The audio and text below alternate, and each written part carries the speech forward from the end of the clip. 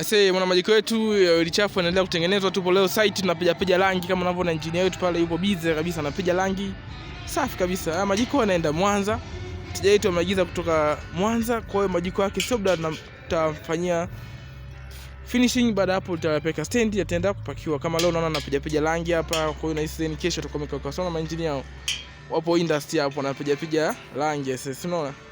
Kwa hiyo kazi safi, karibuni wateja.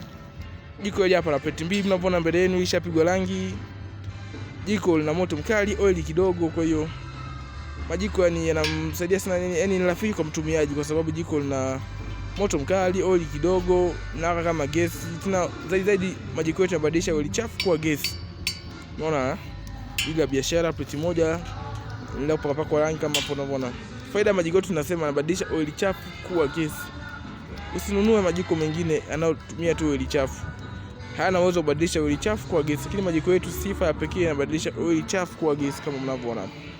Ili matumizi makubwa, pia matumizi makubwa ya biashara. Kwa hiyo karibuni wateja, kazi inaendelea kama hivi mnavyoona.